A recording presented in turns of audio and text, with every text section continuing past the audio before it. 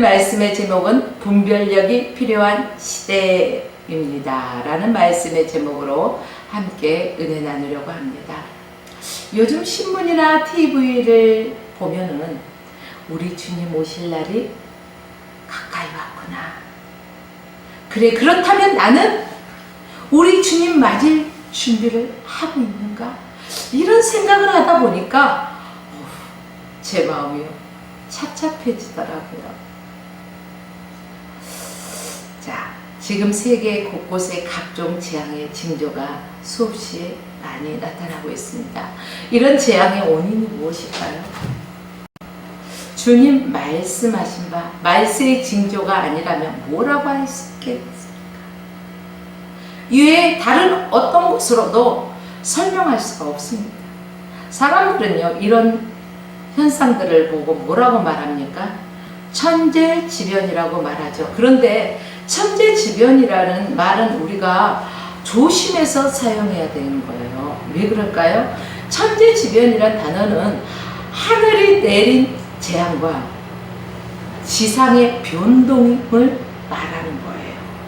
그러나 이런 재난이 하늘에서 내리는 것도 있지만 대부분의 천재지변은 뭘까요? 인재에서 비롯된 거예요.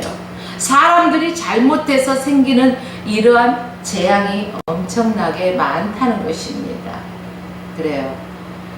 우리는 이런 천재지변을 TV 매스컴을 통해서 또 각종 언론을 통해서 들을 때 큰일이다 이렇게 걱정하고 앉아있을 것이 아니라 이 천재지변을 통해서 하나님의 음성을 들을 수 있는 귀가 열려야 할 것입니다.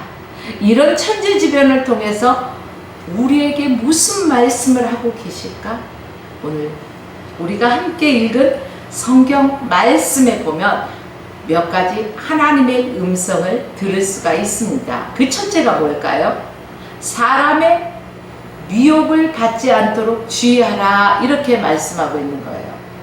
마지막 때가 되면은 교통수단과 통신수단이 너무너무 많이 발전됐죠. 우리나라 인터넷 수준이 세계에서 1위라고 할 수 있을 정도로 정말로 인터넷이 우리는 발달되어 있잖아요.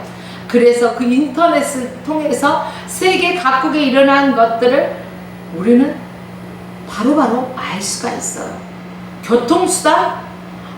옛날에는요, 집신을 등에 메고 그냥 몇 날 며칠을 걸어가면서 낡으면 또 갈아 신고 이러잖아요. 교통수단이 없기 때문에. 그리고 말을 타고 다니고, 그죠?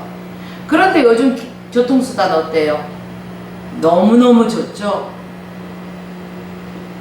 뭐 열차면 열차, 버스면 버스, 비행기면 비행기, 할 거 없이 교통수단이 너무너무 발달됐어요. 그래서 세계 각국 어느 나라도 마음 먹으면 비행기를 타고 날아서 갈 수 있을 정도로 이렇게 교통수단이 발달되어 왔어요.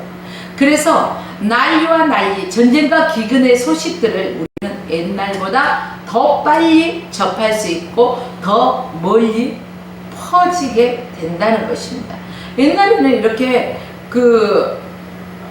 통신수단이 발전하지 않았을 때는요, 그 동네 일은 누가 가서 일부러 전하지 않는다면은 모르잖아요. 그런데 요즘은 어디에서 무슨 일이 일어났다 바로바로 알아요. 이렇게 통신수단이 발달되어 왔습니다. 그러다 보니까 사람들의 미혹도 더 많게 되었어요. 천국이 일어날 때마다 보면은요, 꼭 이상한 사람들이 나타나서 성도들을 미혹하는 경우가 많이 있습니다. 그렇기 때문에 그들의 미혹에 우리는 속지 말아야 되는 거예요. 특별히 모르는 사람들이 와서 성경 공부를 가르쳐준대. 거기 가면은 기적과 표적을 보여준대. 우리 함께 가보자 하면은 가야 돼요, 말아야 돼요? 가면은 안 돼요. 그게 바로 미혹이에요. 우리는 이러한 미혹을 조심해야 된다는 거예요. 오늘 본문 4절과 6절 말씀을 보세요. 예수께서 대답하여 가라사대 사람의 미혹을 받지 않도록 어떻게 하라고요? 주의하라. 그래요. 많은 사람들이 내 이름으로 와서, 누구의 이름? 주님의 이름. 내 이름으로 와서 나는 그리스도라 많은 사람을 미혹해 하리라. 이렇게 성경에서 말씀하고 있어요. 여러분, 오늘 우리가 살고 있는 이 세상에 한번 자세하게 살펴보세요. 그러면 자칭 재림 예수라는 이단과 거짓 그리스도가 얼마나 많이 있습니까? 보혜사 성령이라고 외치는 인간도 있어요, 없어요? 있어요. 5절 말씀에는요, 많은 사람이 예수의 이름으로 많은 사람을 미혹한다는 것을 알 수가 있습니다. 많은 사람은 한두 사람을 뜻하는 것이 아니에요. 여러분, 이 세상에 정말로 미혹한 영이 많습니다. 그러므로 우리는 늘 깨어 있어야 할 것입니다. 자기가 예수라고 하는 사람, 자기가 재림한 예수라고 속이는데 말이 돼요, 안 돼요? 말도 안 되죠. 그런데도 이 말이 안 되는데도 멀쩡한 사람들이, 젊은이들이 팍팍 넘어가요, 안 넘어가요? 넘어가요. 그러니까 우리가 성경 66권 하나님의 말씀을 알지 못하면은요, 안 돼요. 그러니까 우리는 말씀을 멀리 둬야 돼요, 가까이 둬야 돼요? 가까이 둬야 돼요. 그래서 그 성경을 늘 묵상하고 그리고 하나님의 뜻을 구하면서 우리가 성령 충만한 삶을 살아야 되는 거예요. 여기에서 미혹. 자, 미혹이란 말은 영어 성경에서 deceive라는 말로 기록되어 있어요. 이 뜻을 보니까 속이다, 사기치다, 이런 뜻이 담겨 있더라고요. 그러니까 아주 그 미혹한 영들을 보면은, 미혹한 사람들을 보면 아주 교묘하게 속이고 또 아주 교묘하게 그럴듯하게 사기도 치잖아요. 왜 사기 당할까요? 거짓말인 줄 알면 사기 당해요, 안 당해요? 안 당하잖아요. 근데 너무 그럴듯했어, 나도 깜빡했다니까, 이런 소리들을 해요. 그래요. 미혹한 사람들을 봤을 때 이렇게 속임수가 대단해요. 근데 사단의 가장 강력한 무기가 뭘까요? 미혹하는 거예요. 속임수예요. 어떻게 하냐고요? 에덴 동산에서 하와를 유혹할 때 보세요. 아주 그럴듯하게 선과 악을 알게 하는 동산 중앙에 있는 그 나무의 실과를 먹게 하면서요, 아주 그럴듯하게 말하잖아요. 하나님은 정령 죽으리라고 말씀하셨는데 사단은 아니잖아요. 죽을까 하노라. 그죠? 내가 하나님과 같이 이것을 먹으면 눈도 밝아져, 그래서 못 먹게 하는 거야. 그 먹는 날에는 정말 죽을까 하노라. 이런 식으로 변질되잖아요, 말이. 그죠? 너무너무 이렇게 그럴듯한 말로 유혹하는 거예요. 그렇기 때문에 쏘가 넘어가는 거예요. 그래서 깨어 있어야 돼요.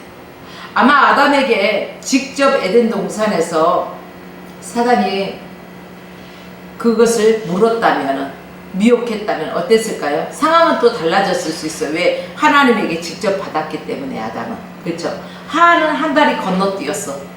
그래서 여기에서 교육이 제대로 이루어지지 않았을지도 모르겠어요. 어찌됐든 간에 여러분, 사탄은 그만큼 미혹에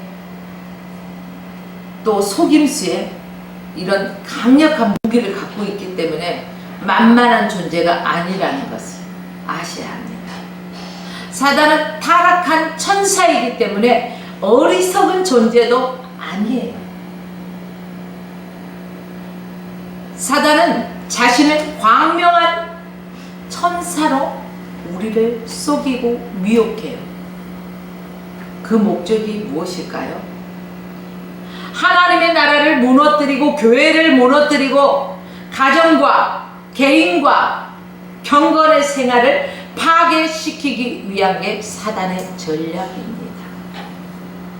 여러분, 그렇기 때문에 저와 여러분은요, 정신 바짝 차려야 하는 것입니다. 사단의 그 속임수, 여러분 들어보면 긴지 아닌지 분별합니까? 우리는 너무너무 척척척 아는 척을 많이 해서요, 좀 배우려는 자세가 부족해요. 그러다 보니 사단의 속임수에도 속수무책 넘어가는 경향이 많습니다. 사단이 그렇게 여러분을 속일 능력이 없다면 사단이 사단이겠습니까? 봐요. 사단은 타락한 천사가요, 하나님의 가장 가까이에 있었잖아요. 수종 들었잖아요. 그렇죠? 그렇기 때문에 누구보다도 하나님의 그 모든 것들을 잘 알 거 아니에요. 그래서 하나님의 삼위일체, 성부 하나님, 성자 예수님, 성령 하나님, 그죠? 이 삼위일체를 본받아서요, 아주 그럴듯하게 지도 세 가지로 나가잖아요. 뭘로?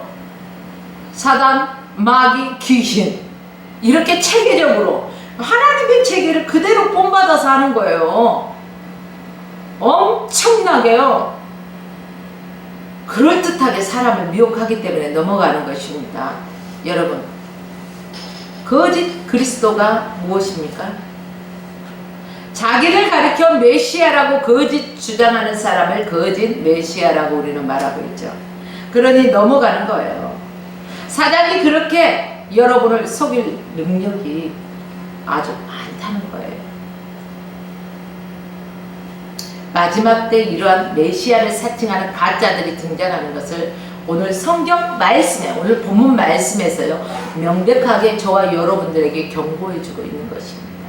여러분, 거짓 그리스도, 적 그리스도와 같아요, 틀려요? 헷갈리시죠? 지금 이렇게 물어보니까 같은 거 아닌가? 뭐 헷갈리시는 분도 있을 거예요. 그러나 거짓 그리스도는 적 그리스도와 구별이 됩니다.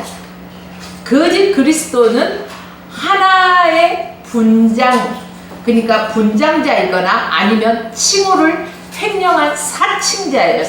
그렇잖아요. 누구누구를 사칭해서 이런 단어들 기사 보면 있어요, 없어요? 있잖아요. 그러니까 거짓 그리스도는 분장하거나 아니면 칭호를 횡령하여서 사칭한 것, 다른 사람으로 하여금 자신을 메시아라고 속이는 사람들, 이런 사람들입니다. 그러나 적 그리스도는 무엇입니까? 즉 안티크리스토퍼스, 이건 사도 요한이 요한 1세에서 언급하는 것으로, 그는 그리스도의 이름에 대한 사칭자라기보다 그리스도에게 대적하는 존재예요. 대적하는 존재. 그러기에 본질적으로 거짓 그리스도와 적 그리스도의 역할이 좀 다릅니다. 가장 중요한 차이점은 거짓 그리스도는 메시아의 존재를 인정하며 자기가 메시아라고 속이는 것입니다. 적 그리스도는 그리스도의 사역과 존재를 부정하면서 그리스도를 반대하는 존재예요. 그러나 거짓 그리스도든 적 그리스도든 모두 누구가 배후에서 조종할까요? 사단이 배후에서 조종하고 있음을 잊지 말아야 할 것입니다. 골로새서 2장 8절 말씀에 보면 누가 철학과 헛된 속임수로 너희를 노력할까 주의하라. 이것이 사람의 유정과 세상의 초동 학문을 쫓음이요 그리스도를 쫓음이 아니니라. 이렇게 성경에서 말씀하고 있습니다. 철학과 헛된 속임수로 사람을 미혹합니다. 인간의 지식이나 과학으로 속인다는 거예요. 그러나 그것은 세상 초등 학문을 따르는 거라는 것이죠. 그리스도를 따르는 것이 아닙니다. 그러니 속지 마셔야 합니다. 많이 배웠다고 성령이 충만합니까? 많이 배웠다고 다 압니까? 아니잖아요. 지식은 세상 것에서 배워지죠. 그러나 지혜는 위로부터 오는 것입니다. 우리가 위로부터 오는 성령의 충만함을 받아야만이 이런 세상적인 그 초등 학문을 가지고 세상적인 지식을 가지고 세상적인 철학을 가지고 우리를 막 미혹할 때 우리는 하나님의 말씀으로 그것을 물리치고 우리는 이길 수 있어야 할 것입니다. 또 마태복음 24장 23절로 24절 오늘 본문 말씀 보면은 그때의 사람이 너희에게 말하되 보라 그리스도가 여기 있다 혹 저기 있다 하여도 믿지 말라. 거짓 그리스도들과 거짓 선지자들이 일어나며 큰 표적과 기사를 보여 할 수만 있으면 택한 자들도 미혹해야 한다. 난 교회 다녀 그러니까 괜찮아 이런 사람이 있잖아요. 그러나 보십시오 말씀에 택하신 자들까지도 사단은 미혹한다는 것입니다. 거짓 그리스도나 이 거짓 선지자들도 큰 기적을 행해요. 그런데 많은 사람들이 저 사람 아주 막 은사가 대단해가지고 막 능력이 나타나는 그러면은 우르르 몰려가요 안 몰려가요? 몰려가잖아요. 근데 자세하게 보십시오 말씀을. 거짓 그리스도인들과 거짓 선지자들도 큰 기사를 어떻게 한다고요? 보여줄 수 있다 없다? 있다는 거예요. 그러므로 어떤 기적과 이적을 행한다고 해서요 여러분 따라가지 마십시오.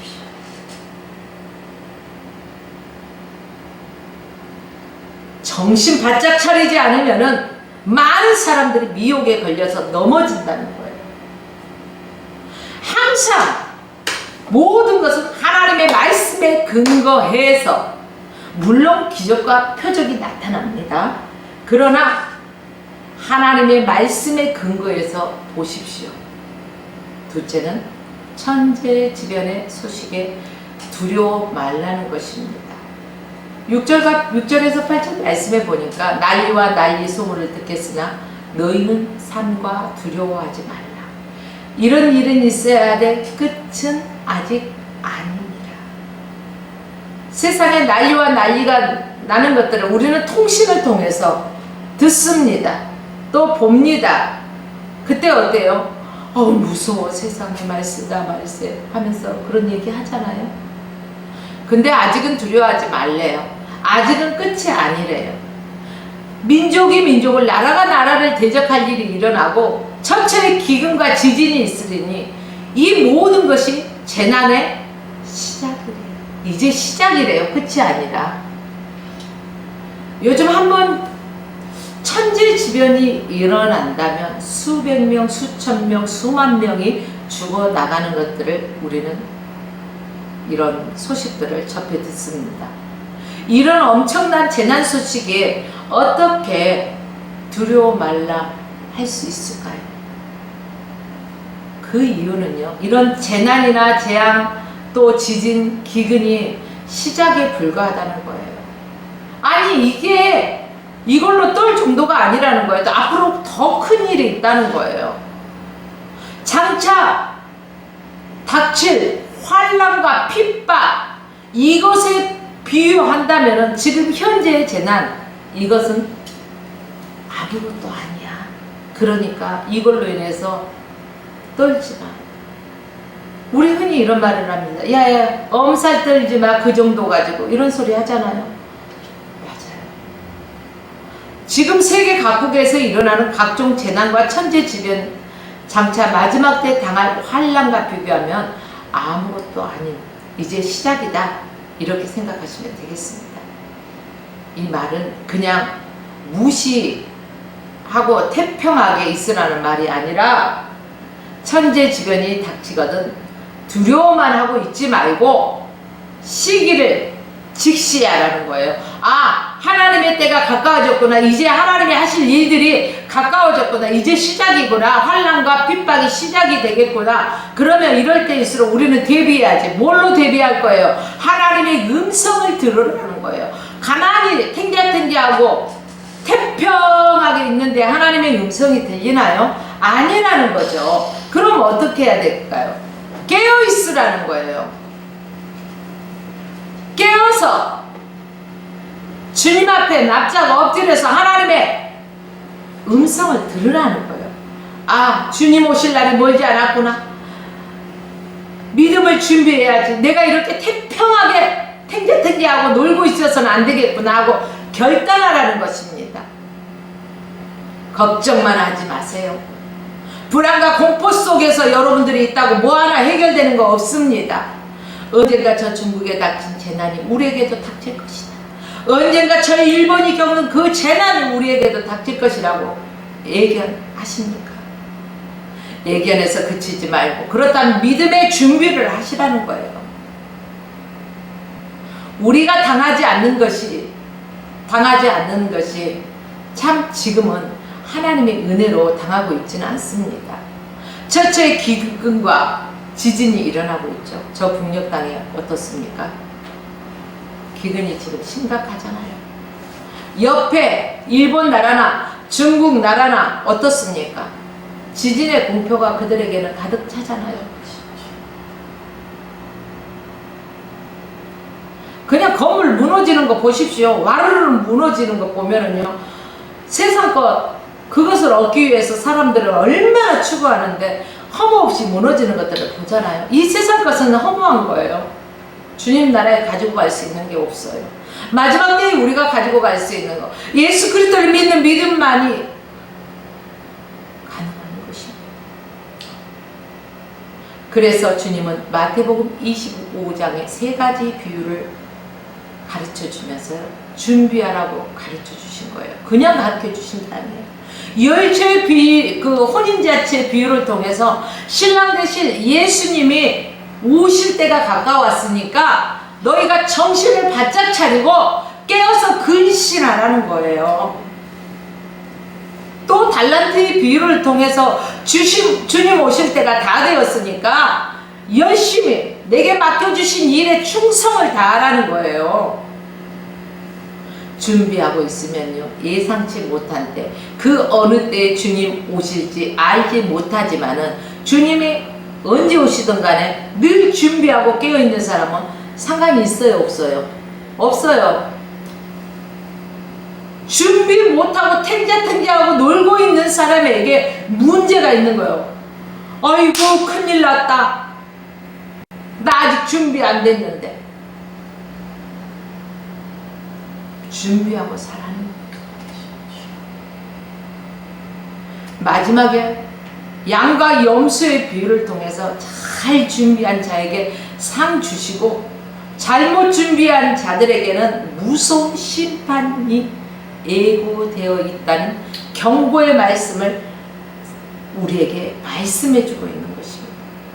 그러므로 사랑하는 성도 여러분, 천재지변이 닥쳤다고 근심 걱정만 하고 있는 것이 아니라 두려워하지 마시고, 이때 우리는 주님 오실 날이 가까웠기 때문에 우리가 더 깨어 있어야 되는구나, 정신 바짝 차리고 주님 오실 그날을 위해서 준비하는, 나에게 맡은 것을 충성을 다하는 그런 자가 되어야 돼요. 주님 오시면은요, 맡겨주신 것에 대해서요, 분명히 환산할 때가 있을까요, 없을까요? 있어요. 심판대 앞에 설 때가 있어요. 많이 맡은 자들이, 맡긴 자들에게는요, 많은 것을 찾으시겠죠. 적게 맡긴 자들에게는 적은 것을 찾으시겠죠. 맡겨준 만큼 주님이 찾으신 거예요. 그때 우리는 무익한 종이 되어서 바깥 어두운 데 쫓겨나가는 어리석은 자, 되지 않기 위해서 깨어서 우리에게 맡겨주신 그 직무, 사명을 감당해야 한다는 것입니다. 주님이 주신 사명을 잃어버린 채 세상과 벗하고 짝하면서 세상을 따라가는 사람들이 얼마나 많이 있습니까? 만약에 주님이 오늘 이 시간에 오신다면 여러분 어떻게 하시겠습니까? 준비되어 있습니까? 저는 이 말씀을 준비하면서 참 두렵더라고요. 나는 지금 어떻게 준비하고 있는가? 내 스스로를 점검하게 되더라고요. 저와 여러분이 주님께서 맡겨주신 사명을 감당하면서 주님 언제 오시든지 우리가 준비되어 있는 슬기로운 5 처녀 기름 넉넉히 준비하듯이 우리가 늘 성령의 충만함을 힘입어서 세상의 미혹을 쫓아가지 아니하고 구별된 자의 삶을 살면서 포도나무가 가지에 붙어있으면 많은 열매를 맺듯이 우리가 예수 그리스도 안에서 성령의 9가지 열매를 맺으면서 나무를 보면 그 열매를 안다고 하잖아요.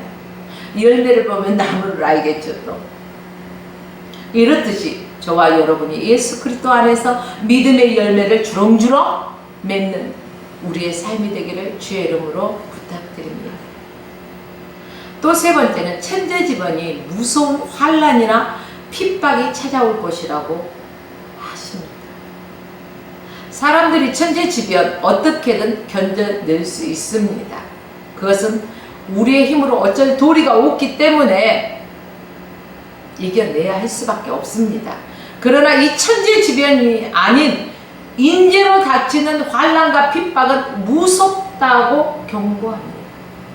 본문 9절에서 12절 말씀 보십시오. 그때 사람들이 너희를 환난에 넘겨주겠으며 너희를 죽이리니 너희가 내 이름을 위하여 모든 민족에게 무엇을 받아요? 미움을 받아요. 그때 많은 사람이 시험에 빠져 서로 잡아주고 미워하겠으며 거짓 선지자들이 많이 일어나서 많은 사람을 미혹하겠으며 불법이 성함으로 많은 사람의 사랑이 식어졌습니다. 지금 이 시대를 바라보고 있는 것 같지 않습니까? 사랑이 식어져서 냉랭하고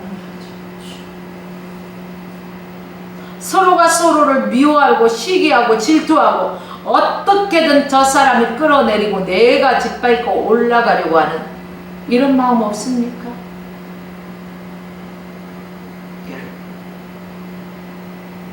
우리는 하나님의 말씀을 가까이 해야 돼요.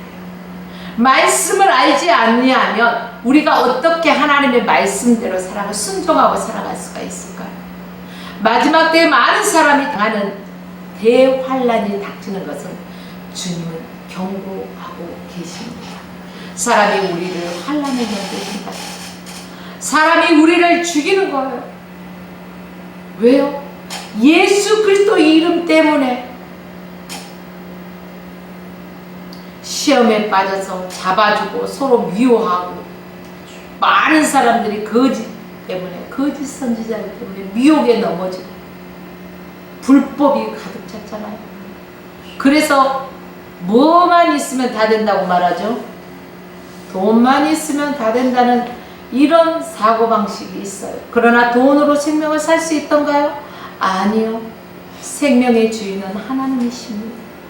돈으로 할 수 없는 게 많아요. 돈이 있으면 물론 하고 싶은 것도 많이 있는 것을 할 수 있고 생활의 편리사항에 많은 유익이 있습니다.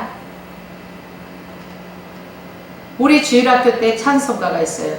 돈으로도 못 가요 하나님 나라 어여뻐도 못 가요 하나님 나라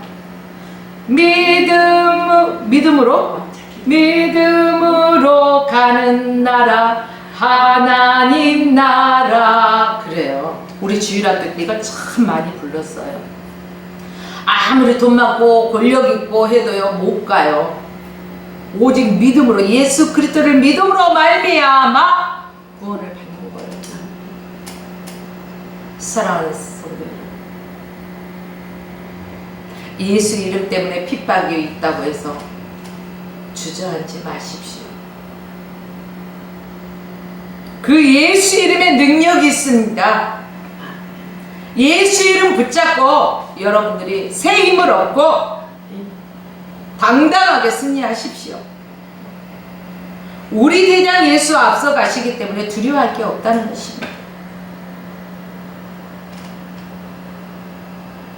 저와 여러분은 하나님의 큰 사랑을 받았어요. 하늘 그보다 높고 바다 그보다 깊고 우주 그보다 넓은 하나님의 큰 사랑, 얼마나 큰지 하늘을 두루마리 삼아도 다 기록할 수 없는 그 하나님의 사랑을 우리는 받은 자예요. 사랑은 받은 자는 사랑하는 방법도 알아요. 어떻게 받은지 아니까. 근데 사랑을 받아보지 못한 사람은 사랑하는 방법도 모른다더라고요. 저와 여러분들은요, 그렇기 때문에 사랑을 해야 돼요. 무슨 사랑? 이성적인 사랑 말고요, 엘로스적인 사랑 말고요, 아가페 사랑, 하나님의 사랑을 우리는 받았어요.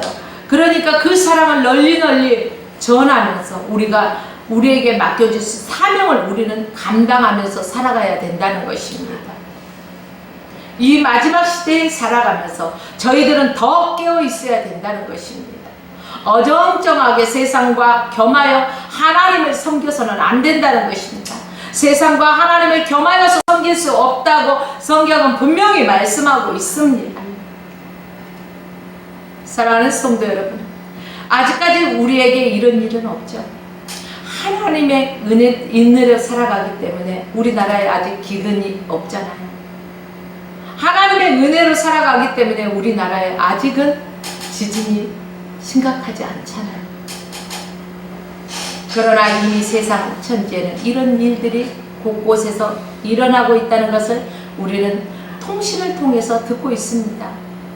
언론을 통해서, 미디어들을 통해서. 여기서 북쪽으로 한 100km 정도 올라간다면요, 저 북녘에 그런 일들이 벌써부터 이루어지고 있어요. 예수 믿는다는 이유 때문에 어떻게 돼요? 감옥에 가야 하고, 성경을 소유하고 있다는 그 이유 하나만으로 죽임을 당하는 사람들이 있다는 거예요. 그러나 이 나라에는 어떻습니까? 여러분들이 교회 간다고 누가 핍박합니까? 성경을 본다고 핍박합니까? 성경을 소유했다고 누가 죽인다고 협박합니까? 아니잖아요. 천재지변은 그러려니 하지만 사람이 주는 환난은요, 핍박은요, 너무너무 고통스럽고 무섭게 짝이 없죠. 그런데 주님은 우리에게 뭐라고 말씀하셔요? 13절 말씀해 보니까, 그러나 끝까지 견디는 자는 구원을 얻는다는.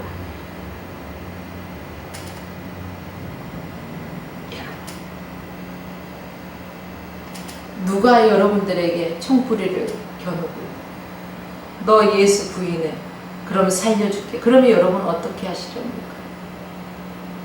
안 그러면 죽인다면 어떻게 하시렵니까? 많은 사람들이 이 앞에서 주저없이 예수를 모른다고 부인하는 사람들이 있을 것입니다. 믿음에서 떨어져서는 안 되는 것입니다.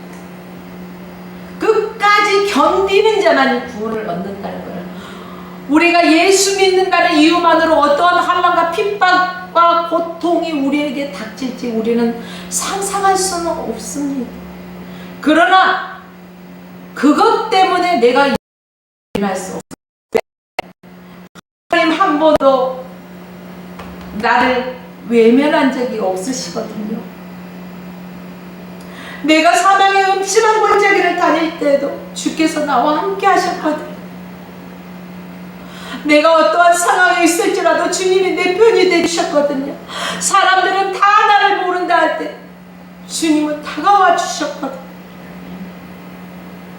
그래, 주님은 나를 한 번도 외면하지 않으셨기 때문에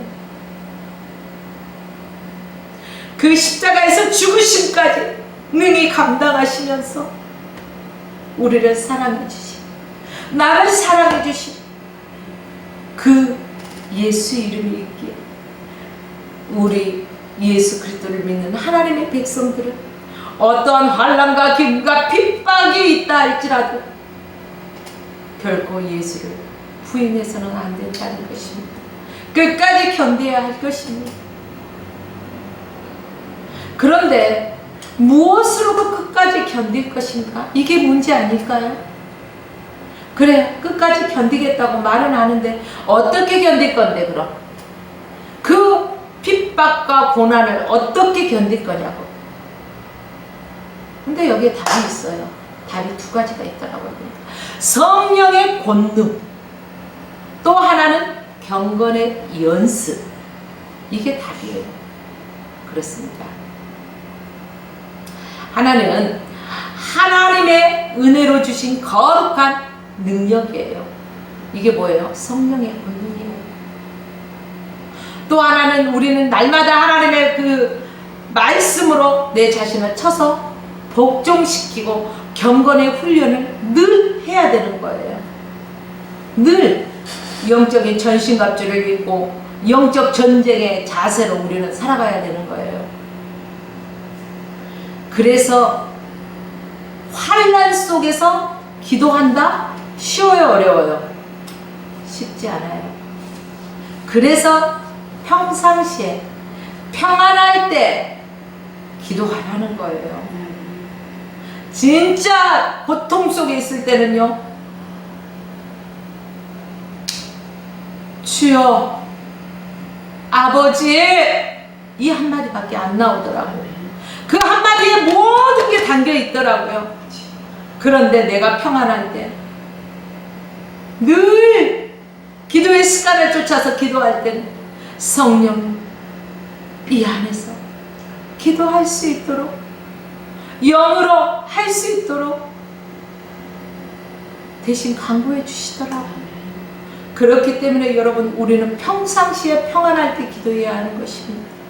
그래서 평안할 때 새벽에 기도하십시오. 사랑하는 성도 여러분, 마귀가 제일 무서워하는 사람이 누굴까? 그리고 마귀가 제일 부담스러워하는 사람이 누굴까요? 바로 기도로 무장하고 사는 사람을 마귀는 제일 무서워하고 제일 부담스러워해요. 만만한 사람이 여러분 앞에 있으면 여러분 부담스러워요? 에이, 저까지가 만만해, 괜찮아. 근데 어려운 상대가 있을 땐 여러분 어때요? 그 앞에서 무엇을 행하게? 부담스러워. 우리도 오늘 예배의 자리에 나왔잖아요. 거룩한 부담감을 가지고 나왔죠. 거룩한 부담감. 그래요. 사랑하는 여러분, 우리는 사단 마귀가 무서워서 한 길로 왔다 7길로 도망갈 수 있는 기도에 무장하는 사람이 되어야 되는 거야. 저 사람은 아무리 찔러도 안 되더라. 헛시간 낭비하지 말고 우리 딴 데 가보자 할 수 있게 우리는 그 정도로 기도의 사람이 되어야 할 것입니다. 우리 주님 보십시오. 기도했어요, 안 했어요? 공생에 시작하기 전에도 기도로 시작하셨죠? 공생에 마칠 때도 뭘로 마쳤어요? 기도로 마치셨어요. 우리 주님은 시간 날 때마다 어디에서 기도하셨어요? 동산에 가서, 겟세마네 동산에 가서 기도하시고 또 말씀을 하셨어요. 뭐라고 말씀하셨어요? 시험에 들지 않게 깨어 있어 기도하라. 아유, 그리고 나서 내려와서 보니까 제자들이 어때요? 하고 잠을 자고 있어. 깨어 기도하라고 했는데 잠만 퍼자고 있어. 와, 얼마나 그 광경을 보고 답답하셨을까요? 오늘 우리를 보고 주님이 얼마나 답답해 하실까요? 제자들의 그 자는 모습을 보고 뭐라고 말씀하셨어요? 육신이 온이로되 마음이 약하다. 그쵸? 영은 온하는데 육신이 약하다고 했나요? 그쵸? 마음에는 온 이로되 육신이 약하도다. 이렇게 말씀하셨습니다. 아우, 제가 여기에서 잠깐 꼬였네요. 그래요. 마음에는 원하지만 육신이 약해서 우리는 그런 경험들을 많이 할 것입니다. 사랑하는 여러분들이요. 내가 나를 부인하지 않는다고 말하지만 마음에는 그렇게 되길 원하지만 너는 육신이 약하기에 기도 안 하면 시험에 든다. 그래서 깨어서 기도하라는 거야. 이렇게 경고해 주고 있는 거예요. 그렇습니다. 우리도 그렇다는 거예요. 우리도 기도 안 하면 작은 시험 앞에서도요, 펑펑 나자빠져요. 나가 떨어진다는 거예요. 기도하기가 힘들죠. 어렵죠. 그러기 때문에 주님은 기도하란 말 앞에 꼭 뭘 넣었어요? 힘써 기도하라. 힘써 기도하라는 것입니다. 다 하고 나서 남은 시간에 기도하는 것이 아니에요. 내 기도 시간을 정해놓고 정해진 시간에 기도해 보십시오. 그리고 그 외의 시간에는 무시로 기도하는 거예요. 힘써 기도하라는 거예요. 천재지변보다 더 무서운 환난과 핍박이 여러분 앞에 닥칠 날이 있다는 것입니다. 그때 우리가 그 환난과 핍박을 견디는 무기, 유일한 무기가 기도, 하나님의 말씀입니다. 사랑하는 여러분들이요, 지금 이 시간부터 늦지 않았어요. 지금부터 우리는 깨어서 기도로 무장하는 저와 여러분의 삶이 되기를 주의 이름으로 축복합니다. 네 번째는 속히 복음이 모든 민족에게 전파되어야 합니다. 저는 이 미디어를 참 좋아해요. 왜 그럴까요? 우리가 그 세계 땅끝 사마리아, 온 유대와 사마리아 땅끝까지 다니면서 발로 뛰면서 복음을 전할 수 있어요, 없어요? 힘들잖아요. 그런데 이 영상 미디어는요, 전파가 가는 곳이면 어디든지 주의 복음을 전할 수가 있어요. 어느 민족에게나 이 복음이 전해져야 된다는 것입니다. 천재지변, 이것은 우리를 믿음의 사람으로 만드는 역할입니다. 천재지변을 바라보고 우리는 두려워 떠는 것이 아니라 하나님의 음성을 듣고 깨어서 기도해야 된다는 것을 알아야 합니다.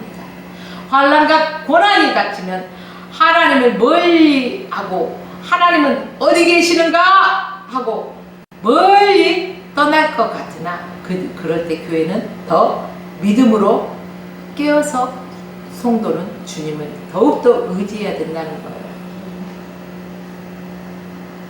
때로는 풍랑 때문에요, 더 빨리 갈 수도 있어요. 환난과 고난이 있기 때문에 우리는 더 주님 앞에 가까이 나갈 수 있는 것입니다. 그렇기 때문에 이런 천재지변이 오히려 합력하여서 복음을 더 널리, 더 빨리 확산시키는 것임을 우리는 알아야 할 것입니다. 예루살렘 교회에 닥친 핍박을 보십시오. 복음을 들고 나가지 않으면 하나님은 핍박자를 들어 박해를 하십니다. 그 박해 때문에 복음이 온 유대와 사마리아까지 전파되었습니다. 그러기에 주님은 복음이 모든 민족에게 전달되기 위해서라면 핍박자도 때로는 들어서 사용하십니다. 14절 말씀을 한번 주님의 약속을 보십시오. 이 천국 복음이 모든 민족에게 증거되기 위하여 온 세상에 전파되리니 이제야 끝이 오리라. 복음이 땅끝까지 온 세상에 전파되어야지 끝이 온다는 거예요. 우리가 갖고 있는 이 복음, 우리가 믿는 그 복음은 모든 민족에게 전달되어야만이 된다는 사실입니다. 재난당한 백성들을 보십시오. 범하는 국민의 90% 이상이 불교도들입니다. 그렇게 군사 정권에게 시달리면서 저항 한 번도 제대로 해보지 못하고 주저앉는 백성들, 복음을 제대로 접해보지 못한 미종족, 소수 종족들이 저렇게 처참하게 재난을 당하고 있는 것입니다. 한 번도 복음을 들어보지 못한 채 죽어가는 자가 수없이 많다는 거예요. 내가 전하지 않으면 그 핏값을 누구에게 찾으실까요? 전하지 않는 자에게 내게 찾는다는 거예요. 그러므로 우리는 때를 얻든지 못 얻든지 복음을 전파할 의무요 사명이라는 것입니다. 저는 기도하다가 갑자기 창세기 소돔과 고모라 성을요 생각해 봤어요. 소돔성이 망한 이유가 무엇 때문에 망할까요? 죄악 때문에 망했어요? 그러나 꼭 그것만이라고 할 수도 없어요. 그 땅에 의인 10명이 없어서 망했다는 거예요. 그러나 그 책임은 룻에게 있습니다. 룻이 그 성에 들어가 살면서도 복음을 전하지 못했기 때문에 그렇습니다. 저는 어떤 분을 통해서 이런 말씀을 들었어요. 나라가 잘못된 것은 대통령이 책임을 져야 되고, 성도가 교회가 잘못한 것은 담임 목사가 책임을 져야 된다는 것입니다. 여기 소돔과 고모라에는 롯이 거기에 들어갔으니까 롯이 복음 전파하는, 자기 거주하는데 복음 전파하는데 책임을 졌어야죠. 그렇다고 보면 지금 이 시대에 저와 여러분들은 복음 전파에 책임을 지고 있습니까? 내 가정에서, 내 이웃에서, 우리 동네에서, 지역에서 책임지고 있냐는 거예요. 참 이 말씀이 여기와 부딪히더라고요. 우리 황정열 목사님이나 또 우리 성원 목사님은 우리 화평교회에서, 화평방송에서, 축복방송에서 정말로 이 복음 전파의 사명을 다 감당하고 있는 것인가? 한번 각자 생각해 봤으면 좋겠어요. 우리는 힘써 복음 전파에 최선을 다해야 할 것입니다. 우리에게 맡겨주시는 화평교회에서 화평방송과 축복방송을 통해서 복음 전파에 힘써야 할 것입니다. 그리고 내 가정에서, 내 이웃에게, 내가 살고 있는 지역에서,